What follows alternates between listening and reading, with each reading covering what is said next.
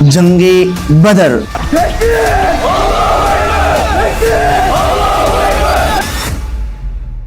अबू सुफियान शाम से काफिला लेकर, जिसमें 50,000 सोने के सिक्के और हर किस्म का माल मौजूद था, लेकर मक्का जा रहा था।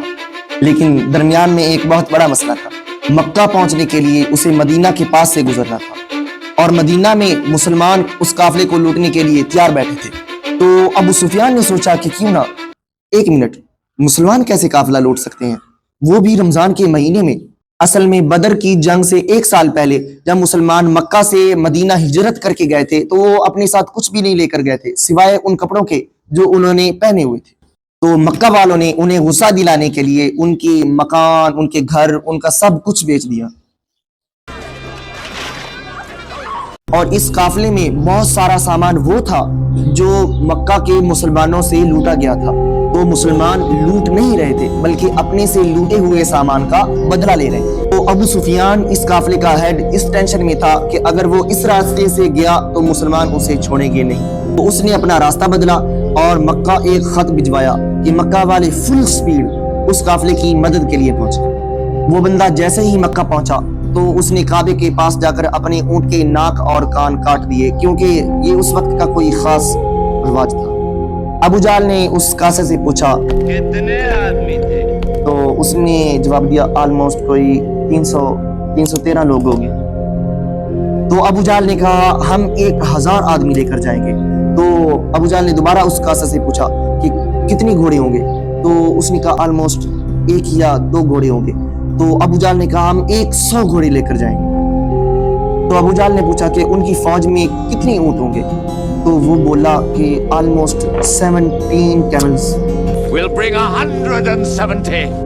तो अबू सुफियान का काफिला मेन रोड को छोड़कर किसी और रास्ते से निकला और मुसलमानों की फौज से बचकर भाग गया। तो अब लड़ाई करने की कोई जरूरत नहीं थी, काफिला तो बच गया। The caravan is safe, so there is no need to fight.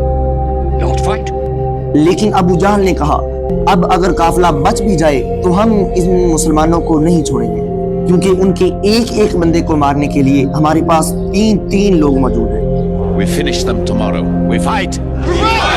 रसूलुल्लाह सल्लल्लाहु अलैहि वसल्लम ने अपनी फौज को बदर के पहले कुएं के पास पड़ाव डालने का हुक्म दिया। तो एक सहाबी बोला कि ये जगह आपने अल्लाह के हुक्म से चूज की है या मशवरे से? तो आप सल्लल्लाहु अलैहि वसल्लम ने फरमाया कि ये तो हमने मशवरे से चूज की है। तो उस सहाबी रसूल ने मशवरा दिया कि वहां पर पानी भी ज्यादा है और हम दुश्मन को उन कुओं पर कब्जा करने से भी रोक सकते हैं।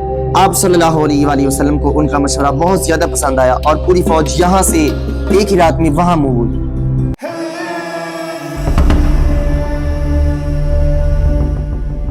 दूसरे दिन जब अबू जहल की फौज सामने आई तो वो मुसलमानों से 3 गुना ज्यादा बड़ी थी। Utba, a very rich मक्कन businessman, अपने भाई और बेटे के साथ सामने आया और मुसलमानों को आकर चैलेंज किया कि कोई है जो हमारा सामना कर सके। मदीना के 3 अंसार सहाबा लड़ने के लिए सामने आए। तो उतबा ने कहा ये कौन है?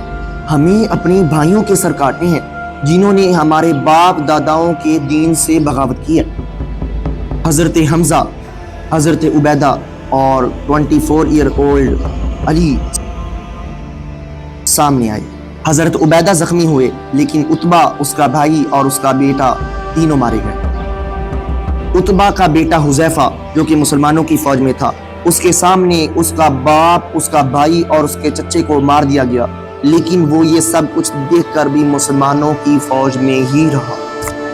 मुसलमानों को पता था कि दुश्मन के मुकाबले उनकी फौज बहुत छोटी है, इसलिए उन्होंने डिफेंस स्ट्रेटेजी अख्तियार की कि यार हम तो नहीं लेंगे अपनी जगह से, तुम लोग आकर मुकाबला करो।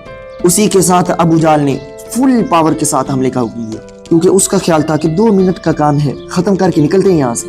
आहिस्ता आहिस्ता हर एक मुसलमान के बदले 5 काफिर बनने लगे। काफिरों की फौज पीछे हटी और टेंशन में पड़ गई कि यार हम इनसे 3 गुना ज्यादा बड़े हैं और हम इनको इनकी जगह से नहीं ला पा रहे।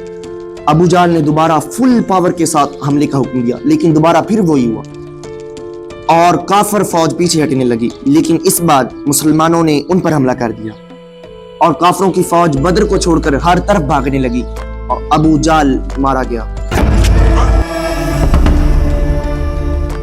مکہ میں سارے جیت کا انتظار کر رہے تھے کیونکہ پچھلے 60 سالوں میں مکہ کے قریش کو کوئی بڑی شکست نہیں ہوئی تھی۔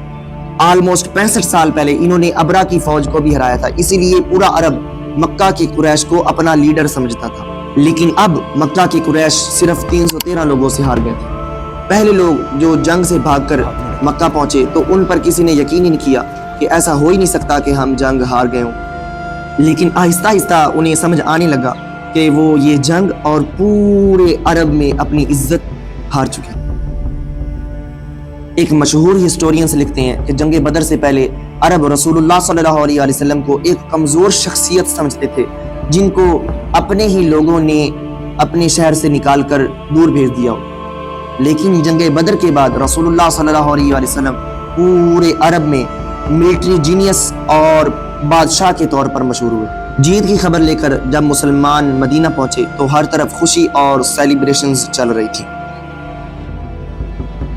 لیکن جیسے ہی رسول اللہ صلی اللہ علیہ وسلم اپنے گھر میں داخل ہوئے تو ان کو پتہ چلا کہ ان کی بہت ہی پیاری بیٹی رقیہ، جن سے وہ بہت زیادہ پیار کرتے تھے، وہ اس دنیا سے پردہ کر گئی ہیں۔ رسول اللہ صلی اللہ علیہ وسلم کو بہت دکھ ہوا، لیکن انہوں نے مسلمانوں کی خوشیاں اور سیلیبریشنز جاری رکھنے کے لیے اپنے دکھ کا اظہار کسی سے نہیں کیا، اور یہ سیلیبریشنز زیادہ دیر چل بھی نہیں سکتی تھی کیونکہ اس بار ابو سفیان نے 3000 کا لشکر لے کر مسلمانوں کے خلاف جنگ کے لیے تیاری شروع کر دی تھی۔ They are gathering. Every young man with a sword is on his way to Mecca.